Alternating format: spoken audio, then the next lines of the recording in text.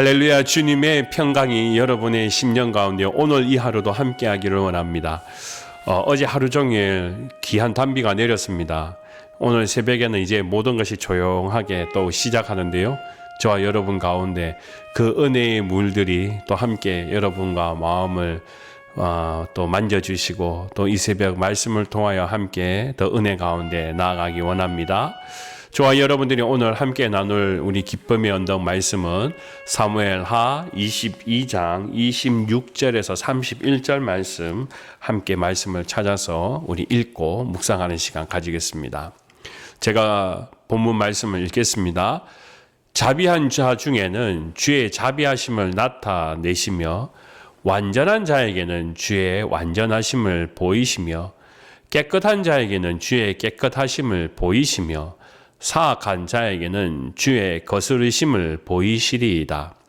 주께서 곤고한 백성은 구원하시고 교만한 자를 살피사 낮추시리이다. 여호와여, 주는 나의 등불이시니 여호와께서 나의 어둠을 밝히시리이다. 내가 주를 의뢰하고 적진으로 달리며 내 하나님을 의지하고 성벽을 뛰어넘나이다. 하나님의 도는 완전하고 여호와의 말씀은 진실하니 그는 자기에게 피하는 모든 자에게 방패시로다. 아멘. 하나님의 말씀입니다. 말씀을 주신 하나님께 감사드립니다. 우리 말씀 앞에 잠시 기도드리겠습니다. 아버지 하나님, 오늘 이 시간도 어제 하늘에서부터 아름다운 단비가 내림으로 대지가 촉촉히 적셔지고 또 회복되는 것처럼 오늘 이 새벽에 하나님의 말씀을 먼저 듣고 또 기도할 때 우리의 마음이 더욱 하나님의 말씀으로 회복되게 하시고 오늘 이 하루를 더 정직하게 살아갈 수 있도록 우리 믿음의 밭고랑을 잘 갈게 하여 주시옵소서. 오늘도 말씀을 듣는 자에게 더욱 은혜가 함께 하시고 전한 자에게도 동일한 은혜의 말씀이 함께 하여 주실 줄 믿사오며 모든 건 살아계신 예수님의 이름으로 기도드립니다. 아멘. 네, 오늘 우리가 함께 읽은 사무엘하 22장 말씀의 중간 부분은 사실 처음부터 우리가 한번 읽어보면 좋은 말씀입니다. 그래서 오늘 본문 말씀에 되어 있지 않아서 그래서 제가 여러분에게 권면의 말씀을 드린다면 오늘 22장 전체를 우리 같이 한번 읽어보시기를 부탁드립니다. 그래서 1절을 제가 먼저 다시 한번 읽어보겠습니다. 여호와께서 다윗을 모든 원수의 손과 사울의 손에서 구원하시던 날에 다윗이 이 노래의 말씀으로 여호와께 아뢰어라고 기록되어 있습니다. 그 말은 무엇이냐면 뭔가 다윗이 어려운 시간, 힘든 시간, 원수의 시간에서 벗어나서 이제는 자유다, 구원이다 하는 그날을 경험할 때 이 시로 하나님 앞에 감사를 고백했다라는 것입니다. 그래서 성경학자들이 주로 이야기하는 부분이 무엇이냐 하면 이 1절 말씀을 중심으로 생각하다 보면 다윗이 가장 편안하고 구원을 받은 날 같은 것은 모든 자기의 어려움이 지나가고 난 뒤에 마치 그것은 자신의 통치의 말기의 시간에 그의 인생의 믿음의 회고를 한 시가 아니냐라는 것을 우리에게 이야기하고 있습니다. 그래서 오늘 말씀을 또다시 제가 좀 더 연결한다면 2절과 3절 말씀을 읽어보면 우리가 그것을 더 깊이 알 수 있습니다. 말씀이 나와 있지 않지만 오늘 교재 안에 있지 않지만 제가 읽어보겠습니다. 이르되 여호와는 나의 반석이시요 나의 요새시요 나를 위하여 건지시는 자시요 내가 피할 나의 반석이요 나의 구원의 뿌리시요 나의 높은 망대시로다. 그에게 피할 나의 피난처시요 나의 구원자시라. 나를 폭력에서 구원하셨도다. 이쯤 되면 우린 어디선가 읽어본 것 같은 기억이 말씀이 생각나지 않겠습니까? 여러분 어디에서 이런 말씀을 들어본 적이 있으신 것 같아요? 우리가 찬양으로 불러보기도 했죠. 나의 힘이 되신 여호와여 내가 주님을 찬양합니다. 주는 나의 반석이시며 나의 요새시라. 주는 나를 건지시는 나의 주 나의 하나님. 여러분 어딘지 기억나시지요? 바로 시편 18편 말씀입니다. 물론 시편 18편 말씀의 시작은 오늘 말씀 처음 하고 딱 동일하게 모든 것이 동일하진 않습니다. 거기에 보면 나의 힘이 되신 여호와여 내가 주를 사랑하나이다 하는 이 고백에 먼저 하나가 더 들어가 있습니다. 그리고 난 뒤에 여호와는 나의 반석이요 나의 피할 바위시요 나의 피할 요새시요 나의 방패시니 이렇게 쭉 말씀이 동일하게 연결되어 있습니다. 그러니까 다윗이 고난을 이기고 승리한 후에 마치 그 시간이 노년의 시간에 자신의 인생을 다시 되돌아보면서 하나님께서 나를 어떻게 인도하셨는지 내 삶 속에 고백할 것이 믿음으로 이야기할 것이 무엇인지를 생각해 봤더니 바로 이 시밖에 없다라고 이야기하는 것이 사무엘하 22장의 말씀입니다. 여러분 우리가 보면 사무엘상하는 사무엘 선지자 사무엘의 이야기에서부터 시작해서 쭉 이어가다 나단 선지자가 등장하고요. 그리고 난 뒤에 또 나중에 보면 사울 왕이 등장하고 다윗이 등장합니다. 그러니까 그 역사를 보면 선지자서와 같습니다. 그리고 왕의 이야기로 넘어가는 히스토리입니다. 근데 마지막에 보면 오늘 말씀처럼 22장에는 시가 적혀 있다라는 것입니다. 마치 오늘 이 말씀은요, 시편 18편과 연결해 봤을 때 이렇게 생각해 볼 수 있습니다. 다윗은 이 사무엘하 22장을 통하여서 마치 자신의 믿음의 일기장에다가 초안을 쓴 것이라면 시편 18편의 말씀은 이 곡을 완성해 가는 거죠. 그래서 완벽한 어떤 연주곡처럼 그리고 읽었을 때 정말 모든 사람들이 다 같이 함께 들을 수 있도록 그렇게 완성되었던 곡이라고 생각해 보면 좋겠습니다. 그래서 시편 18편은 예배 때 사용했던 그런 곡이라고 우리가 이 설명을 보면 적혀져 있습니다. 그러니까 사무엘하 22장의 말씀은 초안처럼 썼다면 이제 시편 18편은 예배 때 공식적으로 이 찬양의 시를 고백함으로써 모든 사람들이 다 함께 예배에 하나님을 찬양하는 그런 시라는 겁니다. 그래서 여러분에게 숙제를 오늘 드린다면 사무엘하 22장의 말씀을 읽고 그 다음에 시편 18편 말씀을 연계해서 읽어보면 더욱 은혜가 넘쳐나는 그런 시간이 될 것입니다. 우리가 보통 믿음 생활을 하다 보면 상식적으로 우리가 알아야 되는 내용들이 있지 않습니까? 예수님의 제자는 몇 명입니까? 12명입니다. 그러면 가장 예수님의 제자 유명했던 사람은 누구입니까? 그럼 우리는 상식적 베드로 입에 붙는 것처럼 오늘 이 다윗이 하나님 앞에 드렸던 시는 가장 아름다운 시는 무엇일까요? 라고 이야기한다면 저는 사실 오늘 이 사무엘하 22장의 시와 시편 18편의 이 동일한 시 이것을 우리가 한번 생각해 보면서 이 시가 얼마나 중요한지 그래서 두 곳에 같이 연결되어 있는 이 시를 우리가 한번 기억해 봤으면 좋겠습니다. 그 중에서도 오늘 말씀을 읽은 것을 보면 31절은 가장 중심이 되는 그런 부분이기 됩니다. 하나님이 우리 사람, 특별히 다윗의 인생을 통해서 드러낸 것이 무엇이냐? 그의 믿음 가운데 가장 고백하면서 깨닫게 되는 것이 무엇이냐? 하나님은 완전하시다. 하나님의 도는 완전하다라는 것을 드러내는 그런 장면입니다. 그러니까 단순히 글씨로만 하나님의 도는 완전하다. 이것을 드러내는 것이 아니라 그의 삶의 무게 속에서 고통의 무게 속에서 진심으로 느껴지는 그리고 나중에 시간이 지나서 깨닫게 되는 그것이 무엇이냐. 그의 믿음의 입술로 고백하는 것이 하나님은 완전하시다. 하나님은 언제나 선하셨다. 그의 삶을 통하여서 조금도 틀림없이 완전하게 선을 베푸신 분이라는 것을 다윗이 입술로 고백하고 있다라는 것입니다. 여러분 생각해 보십시오. 다윗이 자기가 가는 그 인생길 가운데 모든 것이 자기 마음대로 된 사람입니까? 그렇기 때문에 하나님은 선하시다고 고백할 수 있습니까? 아닙니다. 선지자를 통하여서 내가 다음에 이스라엘의 히브리 백성의 왕이 될 것이라고 축복을 받은 것은 아주 잠깐이었습니다. 근데 그 축복권 때문에 사울 왕이 시기하고 너는 후계자가 되어서는 안 돼. 나에겐 요나단의 아들이라 있는데 왜 너가 왕이 되냐? 절대 될 수가 없지. 하고는 그와 싸움이 벌어집니다. 영적 전쟁이 벌어지는 것이 무려 10년입니다. 사울왕 때문에 도망자로 살아간 위태위태한 목숨이 어려웠던 것이 바로 10년이나 넘는 시간이었습니다.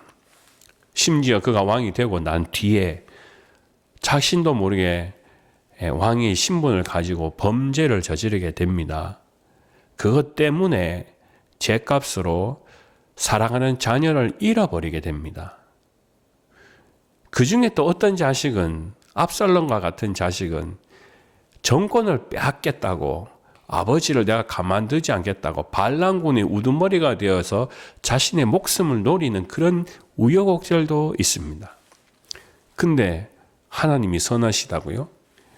다윗이 그 순간 그 찰나에 그의 고통과 그 인간의 모든 어려움들, 그것을 우리는 어떻게 하나님은 선하시다라고 고백하겠습니까? 그런데 그가 되돌아보았더니, 그의 모든 인생의 삶을 되돌아 생각해 보았더니 하나님은 선하시다라는 것을 지금 이 시간에 고백하고 있다라는 것입니다. 저는 어제 참 안타까운 가족을 돌보게 되었습니다. 그 전날 밤에 교통사고를 당해서 한 가족이 완전히 힘든 어려운 상황에 빠지게 되었습니다. 4살 된 아이를 가지고 있는 엄마 아빠가 이제 차에서 정차하고 서 있는데 뒤에서 갑자기 차가 이 앞차를 보지 못하고 그대로 돌진해서 박아버렸습니다. 제가 기록해 보았더니 약 한 50마일로 차를 갖다 박았다고 합니다. 그리고 난 뒤에 앰뷸런스가 와서 식구를 태워가지고 이제 병원으로 오게 되었는데요. 사실 문제가 된 것은 아이의 건강 상태였습니다. 아이는 안전벨트를 했는데 이것이 헐거웠는지 뒤에서 오는 속도가 너무 강력했기 때문에 아이가 튕겨져 나가가지고 이 머리를 우리가 이제 차 안에 있는 룸 위에다가 천장에다 박게 되었고 그것이 떨어지게 되었습니다. 그래서 병원에 오자마자 아이가 이제 중추신경이 손상이 되어 사진을 다 찍고 난 후에 응급으로 수술을 했고 또 오늘 오후에 수술을 하게 되었습니다. 2차로 수술을 하게 되었습니다. 수술은 의사가 원하는 대로 잘 진행은 되었습니다. 근데 의사의 소견에 어제도 그랬고 오늘도 마찬가지였던 것은 아이가 이제 생 목숨은 건졌지만 모든 중추신경을 다쳤기 때문에 걷거나 이렇게 건강한 4살의 아이로 다시 되돌아가는 것은 불가하다는 상태입니다. 그러니까 목숨만 다행히 건진 겁니다. 잠깐 답답한 이 상황을 병실에서 엄마와 이야기를 하는 가운데 엄마가 그렇게 이야기합니다. 어제까지는 우리 집에 아무 문제가 없이 행복한 집이었다라는 겁니다. 그 찰나의 사고를 통하여서 오늘 이 하루부터는 완전히 인생이 달라지는 것 같은, 행복이 없어져 버리는 것 같은, 그래서 마치 그 자신에게는 하나님이 선하십니다라고 이야기한다면 그걸 받아들일 수 있는 마음의 여유가 있겠냐라는 것입니다. 우리는 때때로 살아가면서 이해할 수 없는 어려움이 우리 가족에게, 나에게 닥쳐올 때가 있습니다. 우리는 그것을 불행, 불운이라고 이야기하는 경우가 있습니다. 다윗의 인생은 어떻게 보면 불운한 일들이 참 많기도 했습니다. 왕이라는 위치까지는 오르는지 몰라도 그것이 그냥 오르자마자 모든 인생의 문제가 해결되고 답답했던 일들이 다 풀려나는 것이 아니라 성경에 왜 다윗의 인생이 기록되어 있느냐라고 한다면 그렇게 좋은 조건을 가지고 있는 사람에게도 불행한 일들이, 어려운 일들이, 시험들이 찾아오더라는 것입니다. 건강의 문제가 우리에게도 찾아오지요. 자녀와의 관계 속에서 문제가 찾아오기도 합니다. 항상 성경 안에 모든 사람이 다 행복이라는 것은 예수를 믿기만 하면 끝나는 문제면은 사실 우리의 삶과 너무 동떨어져 있는 것 같은데, 다윗의 인생만 생각해 보더라도 그는 축복권을 받고는 하나님의 축복을 받아서 너가 왕이 될 것이라는 그 사명을 가지고 사는 것이 그게 복이지만, 그 축복권 때문에 인생의 삶에 꼬여지고 어려워지는 일들이, 시험들이 닥쳐오더라는 것입니다. 그럼에도 불구하고 다윗은 하나님을 포기하지 않습니다. 신앙을 지켜나갑니다. 그리고 오늘 이 사무엘하 22장에 자신이 스스로 고백하는 것이 무엇입니까? 여호와 하나님은 나의 방패시요, 나의 구원의 뿌리시요, 나의 요새시요, 나의 바위시요. 그러므로 하나님은 선하셨다, 지금도 선하시다라는 것을 고백하고 있다라는 것입니다. 저 여러분들 요 근래에 4월 3일이었죠. F-15 스트라이크 이글 전투기가 이란 진영에서 저고도로 공중작전 임무를 수행하다가 이란의 견착식 대공 미사일에 격추가 되어서 뉴스에서 아주 떠들썩하게 보고가 되었습니다. 이것은 미국 정부뿐만이 아니라 전 세계의 브레이킹 뉴스로 다 타진되었습니다. 그 비행기를 조종하는 두 조종사 중에 한 사람인 무기체계 장교가 행방불명되었습니다. 적신에 잡혀 있는지 혹은 살아 있는지 본국과 통신을 주고받아야지 구출 작업도 할 수 있는데 답답한 시간이 계속 전개되었습니다. 무려 14시간이 지나서 이 장교가 구조용으로 사용하는 위성 비콘 신호를 통하여서 알려준 것이 세 단어였습니다. 여러분 기억나시지요? 뉴스에서 이것이 아주 큰 어떤 헤드라인 뉴스가 되었습니다. God is good. God is good. 보통 이렇게 구조 신호를 보낼 때 이 파일럿들은 마치 자신이 타고 다니는 비행기의 이름을 붙여다가 뭐 이것은 뭐 해피라 하기로 한다. 그러면 이제 happy is good 뭐 이렇게 해도 되는 거고, 자기 강아지 이름을 붙이듯이 이렇게 전투기 이름을 붙여가지고 주로 내가 살아있다는 걸 그렇게 돌려서 이야기하게 됩니다. 그게 통상적인 그 신호라고 그럽니다. 그런데 God is good이라 했어요. 그러니까 혼돈이 됩니다. 이것이 진짜 적군이 혹시 보낸 것은 아닌가? 아니면 진짜 소재 불명의 이 조종사가 보낸 신호가 맞는가? 그래서 본부에서는 이걸 확인해 보기 시작합니다. 그가 평상시에 이 God is good이라는 것을 쓰는 그런 사람인가? 근데 알아봤더니 그런다는 겁니다. 주변의 사람들이 이 사람은 철두철미한 신앙인입니다. 신앙인으로 살아는 하나님을 잘 믿는 사람입니다. 그렇기 때문에 그가 God is good이라는 것은 분명 도와달라는 신호입니다. 그래서 그 신호를 보고 정부에서는 이제 작전을 펼쳐갔다는 거 아닙니까? 여러분 한번 생각해 보시죠. 적진 한복판에 자신의 목숨을 지키기 위해서 다리에 부상을 당한 채로 2100m 높은 능선에 올라가서 그 틈새에 적군들 속에서 목숨을 숨긴 채로 조그마하게 구호 신호를 부르는 것 딱 세 마디, 하나님은 선하시다, God is good.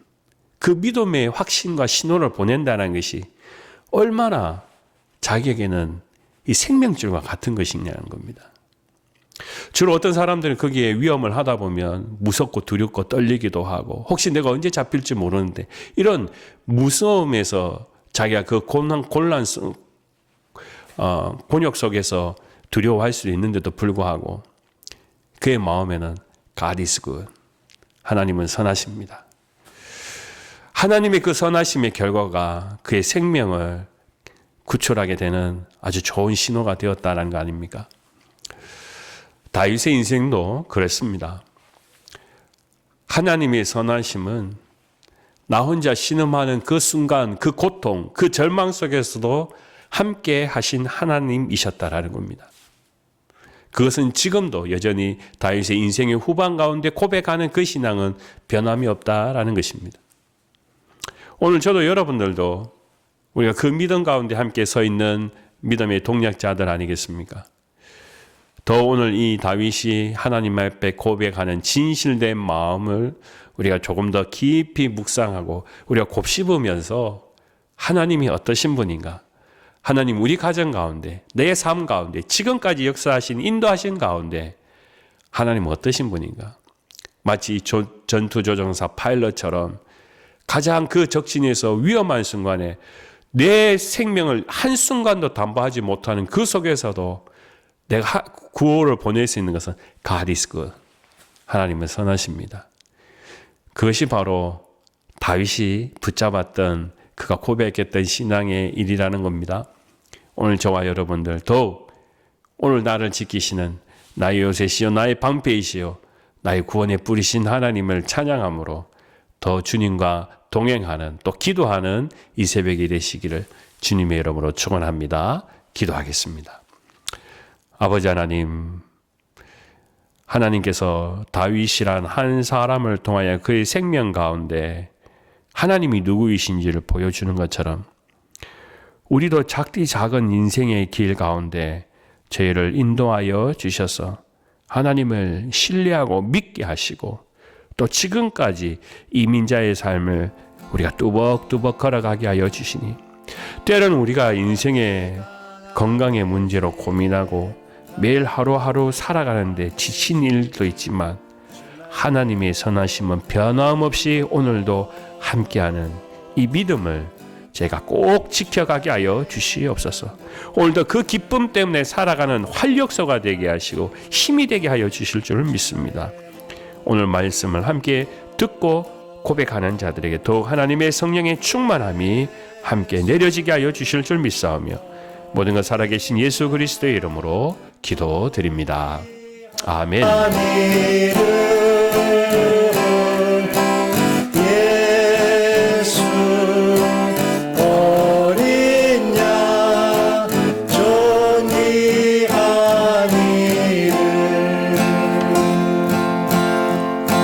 십자가 죄사하셨네. 주님의 이름 찬양해. 주 나의 모든 것. 쓰러진 나를 세우고 나의 빈잔을 채우네. 주 나의